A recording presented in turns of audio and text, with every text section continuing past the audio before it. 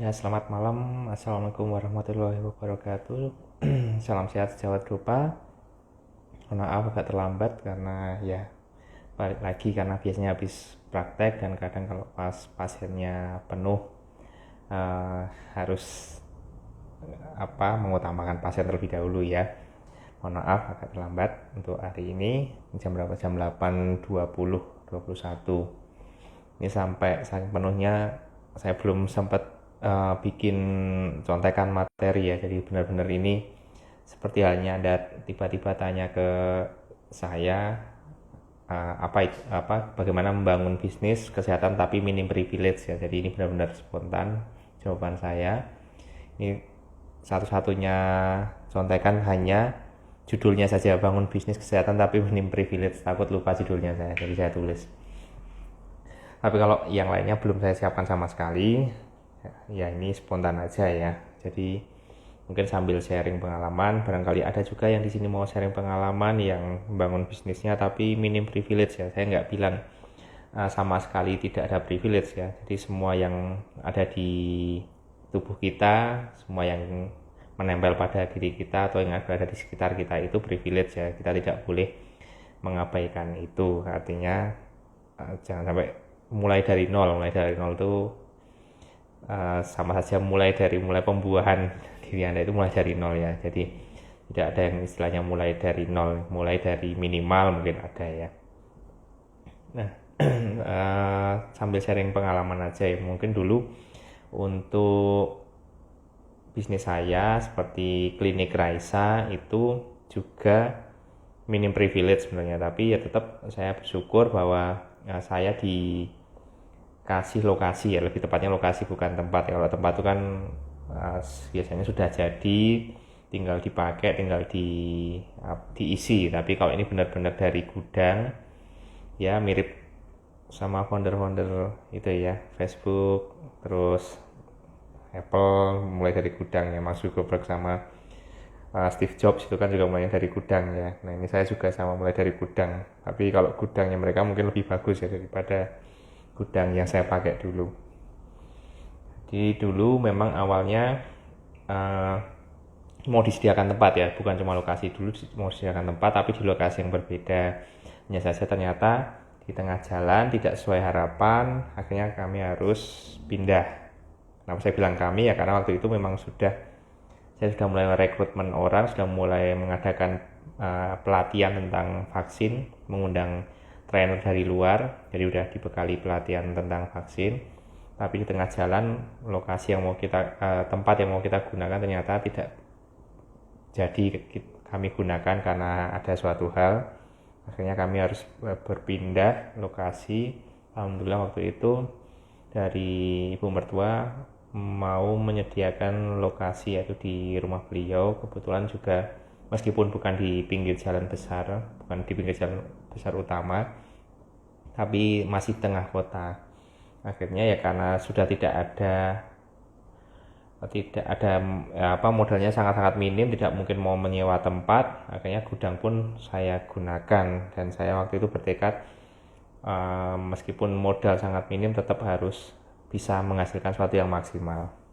Akhirnya mulailah klinik vaksinasi Raisa. Mungkin kalau yang di Jogja ada yang sudah tahu ya, klinik vaksinasi Raisa. Nah kami sudah dari tahun 2015, dan waktu itu memang konsep klinik vaksin di Jogja waktu itu memang belum ada yang hanya fokus di vaksin, waktu itu belum ada. Dulu terpikir mau klinik vaksin atau mungkin klinik hitan nih, ada dua ide itu. Kalau klinik kecantikan memang waktu itu belum terpikir sama sekali, jadi antara dua itu, klinik vaksin atau klinik hitan. Nah saya mikirnya kalau klinik hitan mungkin satu orang kan cuma bisa sekali ya, jadi meskipun pelayanan Anda luar biasa, tapi orang kalau hitan ya cukup sekali ya, nggak mungkin terus karena pelayanan luar biasa terus pengen hitan berkali-kali kan, enggak ya. Mungkin merekomendasikan orang lain. Nah terus biasanya dalam satu keluarga ya cuma berapa sih yang akan hitan, kan kadang nggak semua ya, dan tidak setiap keluarga juga ada yang mewajibkan harus berhitan, kadang kan juga terkait dengan keimanan juga ya. Itu jadi salah satu pertimbangan, meskipun mungkin marginnya besar tapi tidak berulang. Dari marginnya besar itu maksudnya kalau kita charge biaya layanan untuk hitan itu kan mungkin bisa besar ya, bisa tinggi ya karena layanan operatif kecil.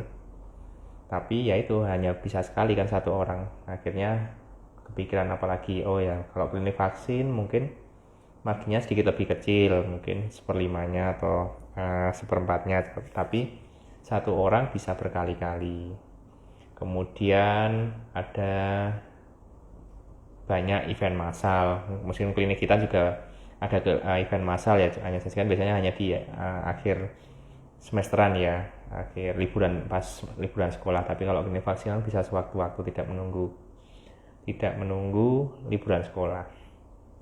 Dan banyak jenis vaksin yang bisa dimasalkan, dan satu orang bisa menggunakan lebih dari satu jenis vaksin, bisa banyak sekali, baik mulai dari bayi sampai lansia semua bisa menggunakan vaksin.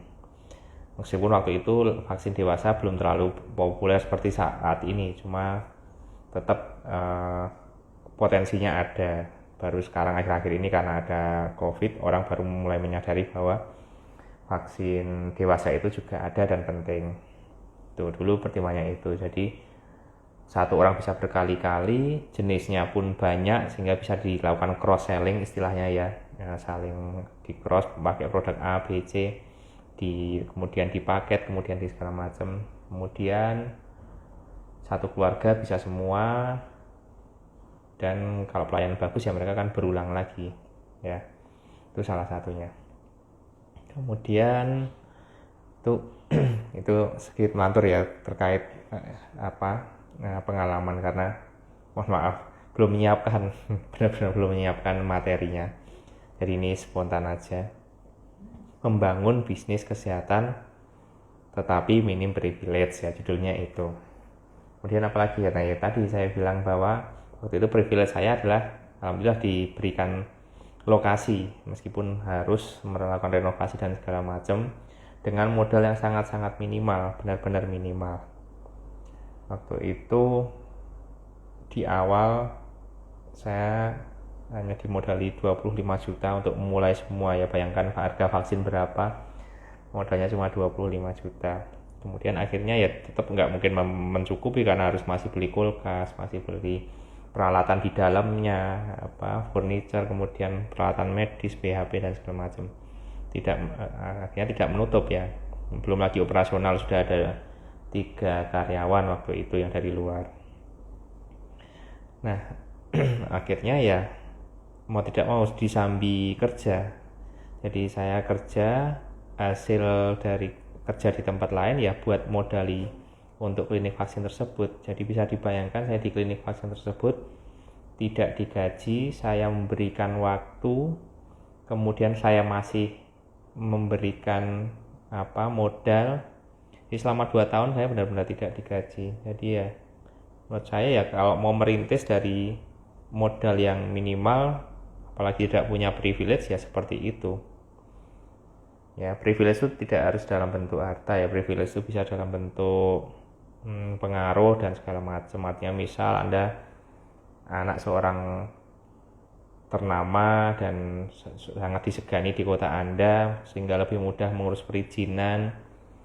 Ketika lebih mudah ya otomatis menghemat waktu, menghemat biaya, itu udah privilege banget ya, meskipun tidak dikasih uang sekalipun itu sudah sangat membantu. Apalagi di bisnis kesehatan, perizinan itu menjadi hal yang cukup rumit ya, terutama kalau yang berbentuk offline dalam bentuk klinik dan segala macam. Jadi beruntunglah Anda yang punya privilege. Artinya bukan berarti saya harus bilang harus mulai dari privilege yang minimal kalau mau bisnisnya besar ya, enggak juga. Kalau Anda istilahnya permainan tiap orang itu berbeda ya, permainannya berbeda, kita tidak perlu saling membandingkan. Misal Anda sudah punya privilege yang cukup tinggi, modal besar, kemudian anak orang ternama dan punya pengaruh, ya gunakan itu. Justru ketika Anda memulainya dari awal lagi, startnya sama, misal sama dengan saya waktu itu, ya bisa jadi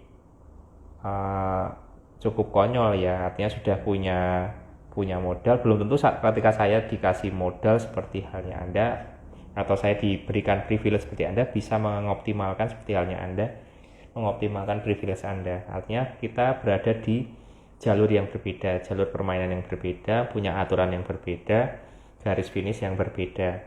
Tinggal bagaimana kita memaksimalkannya. Nah, untuk bahasan kali ini kan karena memang untuk yang privilege-nya minimal nih. Jadi bukan yang punya modal besar dan bukan yang punya pengaruh besar atau relasi dengan pengaruh besar gitu.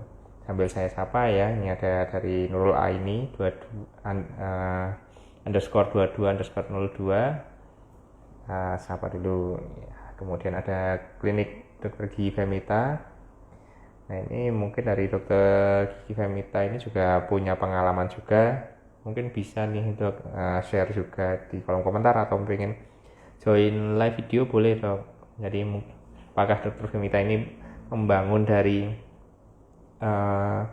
modal minimal atau privilege minimal seperti saya, atau mungkin memiliki privilege yang lebih tinggi, bisa nih. Jadi biar yang nonton itu juga tahu, oh tidak harus memulai usaha itu dari privilege minimal, bisa nih dari yang modal besar. Misal kalian Anda dikasih modal orang tua Anda 500 juta buat mulai bisnis, plus sudah ada lokasi, ada tempat lagi. Nah, itu gimana mengoptimalkannya.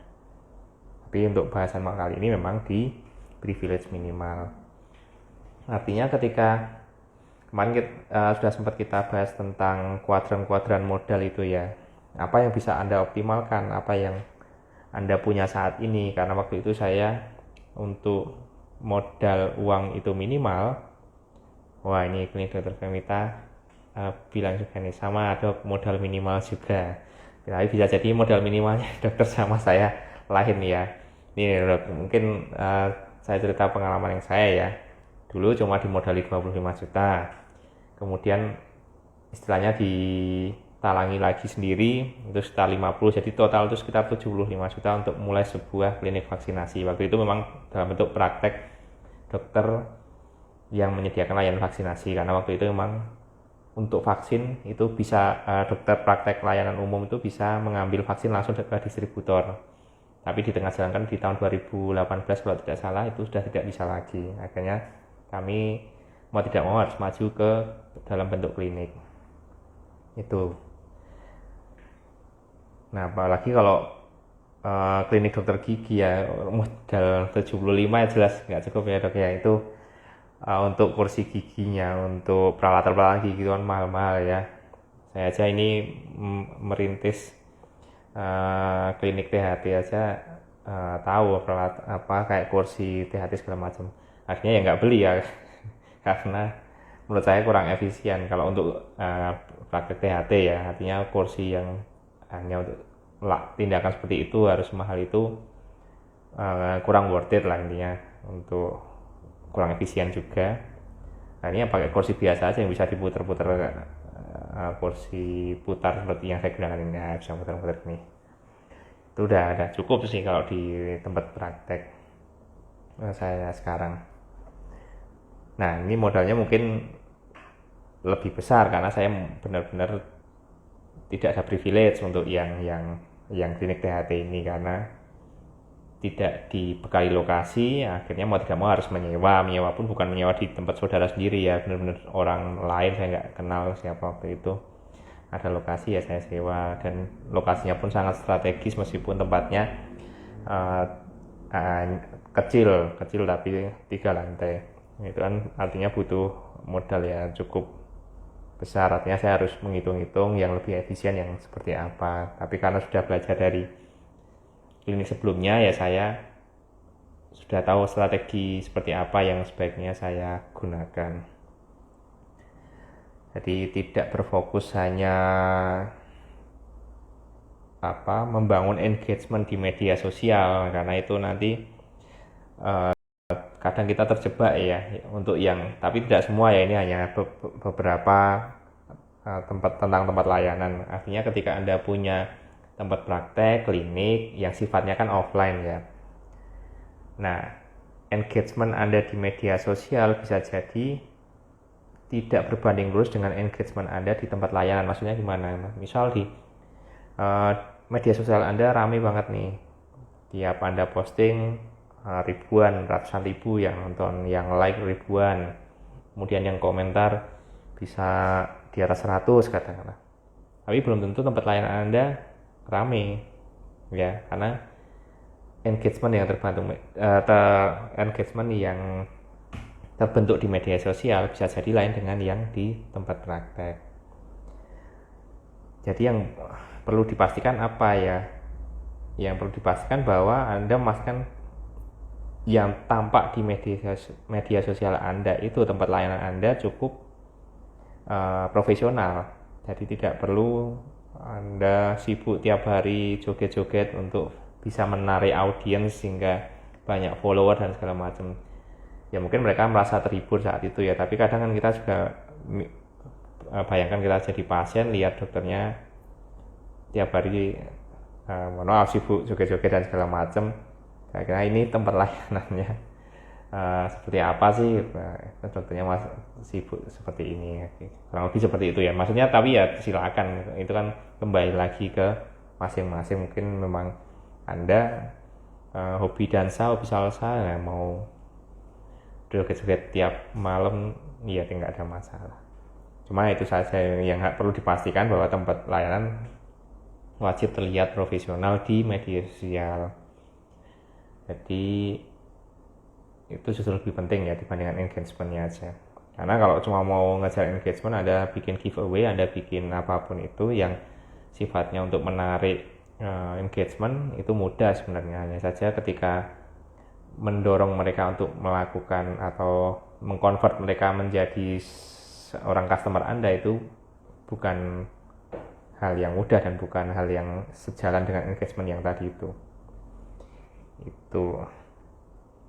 Kemudian apalagi ya, ini karena betul-betul tidak ada persiapan, selesai praktek dan full hari ini mau bikin contekan. Biasanya kalau di sela-sela antar pasien tuh bisa bikin contekan sebentar, ini tadi benar-benar berhenti cuma buat sholat, kemudian lanjut lagi. Nah, saya baca judulnya lagi, bangun bisnis kesehatan tapi minim privilege, sambil saya mikir ya. Nah, minim privilege, jadi itu tadi ya, Anda bisa mulai meskipun modal minimal, tidak punya kenalan orang dalam dan segala macam. Tapi kalau Anda sudah bertekad dan sudah mempertaruhkan semuanya di bisnis Anda, pasti jalan itu akan keluar sendiri.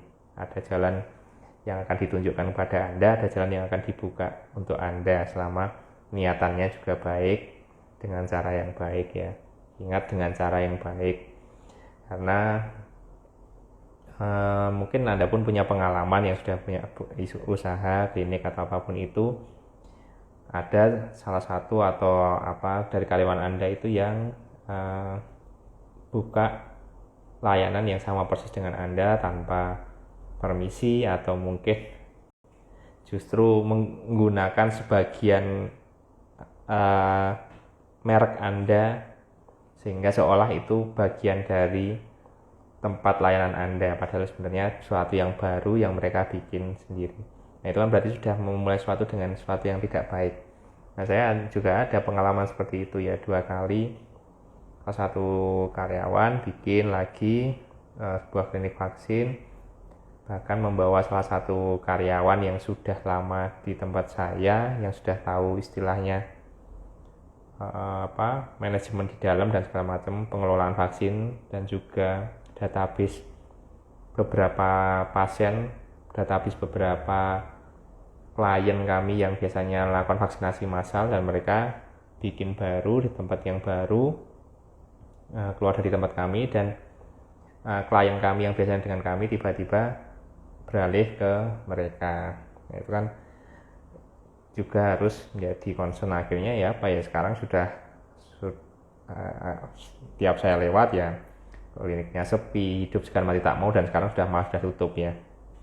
Nah, itu makanya ya sebenarnya saya lebih kasihan sebenarnya, kalau mau bikin sekalian aja, silakan bilang aja saya mau bikin baru di sini. Justru malah biasanya saya support ya, dulu kadang saya mensupport kalau mau ada yang bikin bisnis baru, kadang saya ngasih pelatihan bahkan gratis ya, saya ngasih asal tidak dengan tim ya, sebenarnya saya ngasih teori untuk bisnis dan segala macam, cara buka klinik vaksin dan segala macam, itu biasanya saya tidak mengenakan charge kecuali saya sudah melibatkan tim, anggota tim lain untuk menghandle. Nah itu memang ada biaya khusus. Kemudian ada juga pengalaman salah satu marketing saya juga mirip seperti itu ya, bikin waktu itu ada salah satu project untuk layanan vaksinasi massal di sebuah bank. Jadi sebagian diberikan ke kami, sebagian dia bawa keluar bareng kerjasama dengan tempat layanan lain, tapi mengatasnamakan seolah-olah dari klinik vaksinasi Raisa. Jadi formnya sama persis, kemudian form RM, form persetujuan sama persis, dan namanya pun dibikin mirip, sehingga orang mengira kalau itu bagian dari kami. Nah kami pun tidak sengaja mengetahuinya waktu itu, karena memang ada salah satu dari karyawan dari bank tersebut yang mengkontak kami, apa benar ini yang vaksin dari sini ini juga bagiannya dari klinik vaksin Raisa. Nah kami cukup kaget juga waktu itu sebenarnya. Akhirnya ya sudah kita putuskan kontrak terhadap karyawan tersebut, dan sekarang juga sudah tidak ada kabarnya lagi untuk klinik vaksin yang mereka bikin ini. Ya sebegitunya ya, maksudnya memang bisnis itu juga kan ya, kita juga mulai bisnis itu kan juga bagian dari ibadah ya, sebagai usaha kita, ikhtiar kita sebagai manusia. Artinya juga kalau diniatkan ibadah ya dimulailah dengan hal yang baik, pasti akan berbukakan jalannya. Ya seperti halnya dulu saya memindahkan dari tempat yang awalnya mau saya pakai ke tempat yang lain karena saya menghindari hal-hal yang saya rasa kurang baik, artinya bentrokan dan segala macam.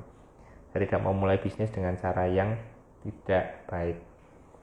Nah itulah awal mula dari klinik Raisa. Mau tidak mau saya hanya cerita pengalaman ya, karena tidak menyiapkan contekan.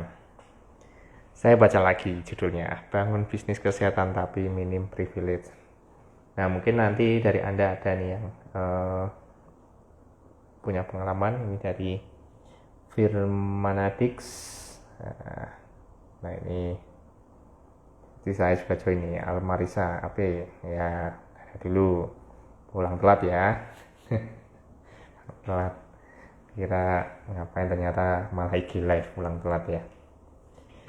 Nah ada nggak pengalaman dari misalnya ini Firmanadix, barangkali punya klinik atau tempat praktek yang sudah berjalan, mau share pengalaman atau punya bisnis lainnya di bidang kesehatan. Ya kalau bisnis-bisnis yang sifatnya online mungkin lebih tidak membutuhkan privilege ya, tapi kalau Anda punya privilege ya lebih mudah lagi. Misalnya jual alkes, jual apa dan segala macam, kalau nggak punya privilege pun asal strategi marketingnya bagus ya bisa aja sebenarnya. Tapi kalau Anda sudah cukup dikenal, punya personal branding yang cukup kuat, Anda mau mengconvert mungkin akan lebih mudah, tergantung dari follower Anda. Apakah follower Anda itu masih mempunyai nisia yang sama, nisia itu nulisnya apa ya, NICHE itu ya, nisia, punya ketertarikan yang sama dengan apa yang Anda. Misal kalau Anda di luar itu membranding Anda sebagai dokter jago dancing lah, seperti itu ya, tiba-tiba Anda jual alkes, kan ya nggak match. Biasanya yang jadi follower kan ya orang, misal pasien-pasien Anda yang juga suka dancing, misal seperti itu, suka ngedance ya. Kecuali memang Anda branding sebagai dokter konsultan terkait ini, terus kemudian follower Anda banyak dokter-dokter umum atau dokter yang belum konsultan, nah mungkin lebih pas. Apalagi ya kira-kira itu sih, sambil mengingatkan ya, nanti tiap Selasa Kamis, insya Allah untuk beberapa minggu ke depan saya mengisi di IG Live Dopa _Indonesia, sedangkan Om Raffi nanti di daily.dopa. Kalau Dopa _Indonesia ini memang IG pertama dari Dopa, itu memang lebih difokuskan untuk share tentang pengalaman, termasuk share produk dari Dopa itu sendiri. Jadi Dopa itu atau kepanjangan Dokopreneur Academy itu memang kami mulai dengan niatan utama adalah bagaimana mendorong kesejahteraan tenaga kesehatan melalui jalur bisnis. Sebenarnya kalau saya punya kemampuan lain, misal saya punya kemampuan politik di pemerintahan, punya pengaruh di sana, ya saya akan berjuang melalui jalur tersebut, misal melalui terkait RUU, terkait apa, memberikan masukan RUU dan segala macamnya, lobby-lobby ke DPR dan pemangku kebijakan lainnya, saya akan lewat sana. Hanya saja karena memang jalur utama saya adalah di bagian entrepreneurship, ya saya coba berjuang bagaimana tenaga kesehatan itu tetap bisa mendapatkan penghasilan yang lain. Penghasilan ya, saya bilang penghasilan bukan gaji. Kalau gaji itu kan penghasilan yang diberikan oleh suatu instansi ke Anda. Kalau penghasilan secara keseluruhan ya bisa Anda dapatkan dari gaji plus yang Anda sifatnya mandiri, yang bikin sendiri. Seperti klinik atau bisnis lainnya yang ada di materi-materi Dopa, Anda bisa lihat itu.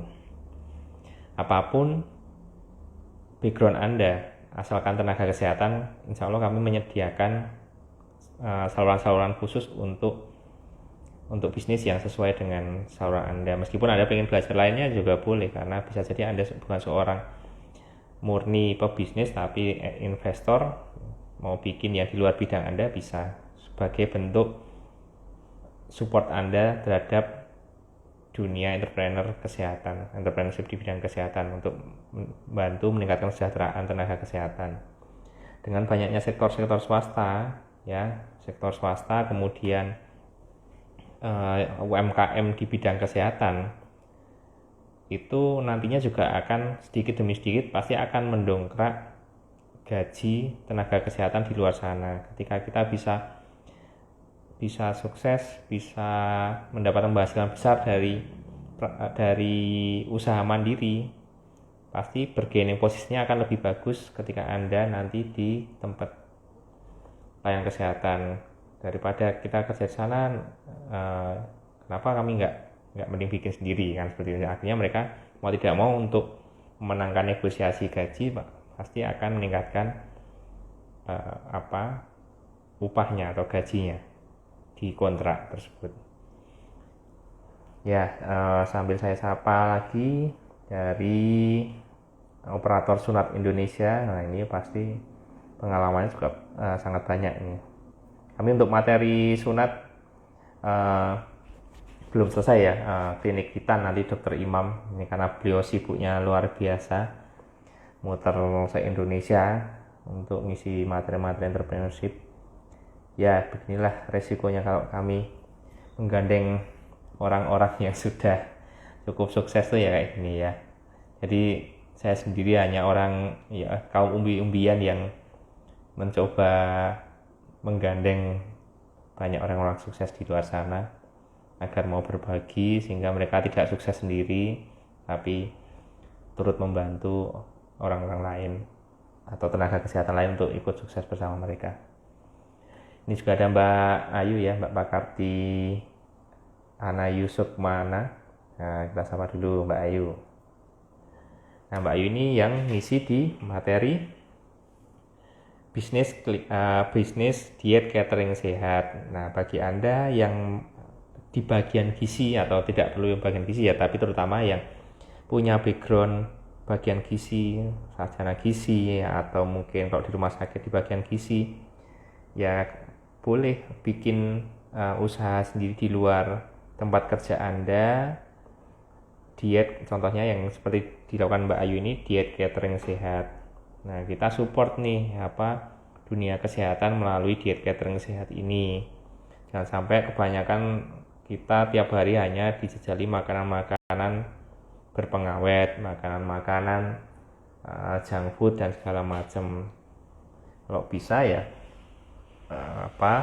tiap beberapa meter itu bukan restoran yang menunya kurang sehat. Kalau bisa tiap beberapa meter itu ada restoran dengan menu diet catering sehat, diet sehat ya. Itu kan akan sangat membantu dari segi pencegahan penyakit juga ya, sebagai amanah kita sebagai seorang tenaga kesehatan. Nah, ini Dr. Habila juga join. Oke, sapa dulu ya. Mungkin ada mentor lain yang join, biasanya ada Mas Adam itu yang startup itu kadang juga join juga. Kalau Mas Adam itu yang dia bisnisnya di startup ya. Anda yang generasi Z atau generasi milenial juga nggak apa-apa, itu mau bikin startup di bidang kesehatan. Nah, bingung nih gimana sih bikin sebuah produk kesehatan yang terkait teknologi sampai ada terbentuk, ada barangnya atau mungkin ada programnya, softwarenya segala macam. Nah, itu bagaimana nih cara mengumpulkan orang-orangnya, mengumpulkan timnya hingga mendapat mungkin pendanaan atau mungkin bisa pitch deck di depan orang-orang besar sampai dipanggil diundang ke luar negeri. Itu nanti dari Mas Adam itu ada materinya ya, bisnis startup kesehatan, silakan dicari di Dopa, itu ada. Ntar sambil mikir sambil minum.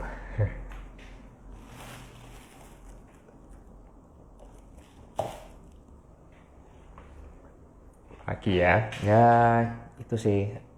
Tetap privilege penting, tapi kalau Anda punya privilege yang minimal ya tidak usah mengeluh ya, tetap lakukan saja. Kalau bisa menjadikan Anda itu sebuah privilege ya, bukan Anda mendapatkan privilege, jadikan Anda sendiri itu menjadi sebuah privilege sehingga bisa membantu lebih banyak orang ketika Anda sudah menjadi seorang privilege ya. Itu saran saya, salah satunya seperti itu. Oke, sepertinya sudah tidak ada yang khusus lagi ya. Silakan nanti sambil cari-cari materi di Dopa yang lebih cocok untuk Anda, apakah sebuah buku, apakah e-course. Nanti Anda bisa belajar di sana. Penting, sangat penting ya. Apapun background Anda, nah ini juga harus saya ingatkan sekali lagi, tidak bosan saya mengingatkan, apapun background Anda di bidang kesehatan, entah itu Anda seorang mahasiswa kesehatan, entah Anda itu seorang dosen, entah Anda seorang PNS, karena saya sudah melalui semuanya dan saya tahu bahwa itu bukan alasan bahwa untuk bilang saya tidak bisa berbisnis, tidak ada waktu berbisnis misalnya. Kalau bisa enggak itu relatif ya. Yang penting ada upaya, ada niat mengembangkan bisnis itu untuk membantu memecahkan masalah orang lain. Entah itu imbalannya sesuai atau enggak dipikir depan, asal niatannya baik dengan cara yang baik, biasanya nanti ada jalannya. Ya seperti halnya Dopa ini sendiri ya, mungkin masih muridnya masih sedikit ya. Kita baru mulai juga 5 bulan dan kita belum menemukan formula bagaimana menemukan orang-orang yang memang mau meningkatkan taraf hidupnya melalui entrepreneurship ini. Mereka lebih suka, lebih nyaman mengandalkan gaji dibandingkan mengandalkan penghasilan yang sifatnya mandiri. Bukan berarti saya tidak menerima gaji ya saat bekerja, saya tetap digaji saat bekerja di tempat lain, tapi saya tidak mengandalkan itu. Artinya ketika katakanlah ada beberapa tindakan saya nggak masuk atau mungkin ada tiba-tiba pengurangan fee untuk tindakan tertentu, itu saya sudah nggak mau protes lagi ya, ya sudah, pokoknya intinya berapapun yang dikasih ke saya ya saya terima, itu nanti buat saya putarkan lagi untuk hal lain, entah itu investasi, untuk bikin bisnis baru dan segala macamnya. Saya tidak mengandalkan itu, saya mengandalkan pemasukan dari bisnis. Nah, itu aja sih. Anda boleh menjadi backgroundnya apapun, tetap bisa. Anda pengen sekolah lagi pun sambil mulai bisnis juga bisa. Ya, saya sebelum sekolah lagi juga dulu bisnis dulu, akhirnya bisa menghidupi saya saat sekolah. Bayar sekolah lagi masih bisa juga. Tidak ada masalah. Oke, sekian. Jadi yang belum mulai silakan memulai, dan mau tidak mau Anda harus belajar, harus mencoba ya. Belajar dengan mentor yang tepat, dan ya kalau mau belajar tentang klinik hitam ya bukan dengan saya ya. Saya tidak ada pengalaman bikin klinik hitam. Ya Anda harus belajar ke mentor yang tepat. Kalau saya pengalamannya ya di klinik vaksinasi. Kalau mau klinik THT juga ya ada pengalaman ya, saya sudah 2 tahun di klinik THT. Cuma saya belum bikin khusus untuk materi tersebut, karena bagi saya kalau belum 5 tahun bisa jadi masih ada goncangan yang saya belum siap menerimanya ya. Jadi belum terbukti ampuh ya. Beda sama klinik vaksin ya, sudah hampir 8 tahun. Saya sapa lagi, ada Yopta Wirahayu ya, saya sapa dulu ya. Mohon maaf, mungkin udah mau selesai juga, nanti mungkin bisa lihat di rekamannya ya, rekaman di IG Live Dupa_Indonesia. Mungkin sekian, pasti tidak ada pertanyaan dan pasti tidak ada komen, karena ya konsepnya adalah saya curhat di IG Live. Oke, sambil berbagi, pokoknya ya harus mau memulai bisnis kalau mau meningkatkan kesejahteraan. Kalau mengandalkan gaji terus, itu Anda susah move on, istilahnya seperti itu, dan Anda bisa dikeluarkan sewaktu-waktu. Bahkan sekarang kalau PNS itu juga ancamannya bisa keluar kalau kinerjanya kurang bagus. Artinya apapun, kalau selama Anda itu adalah karyawan, ya tetap resiko untuk keluar itu selalu ada.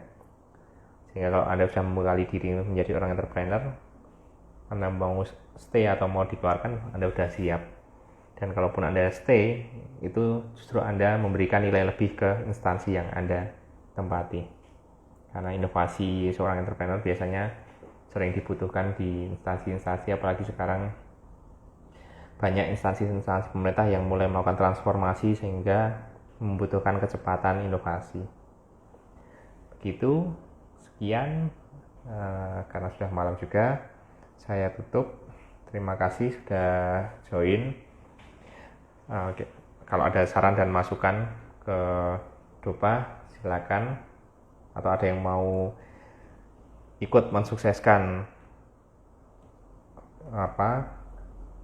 healthpreneurship melalui Dupa, silakan bergabung di websitenya Dupa, dupa.co.id. Untuk bergabung menjadi member, Anda bisa share link afiliasi produk-produk Dupa.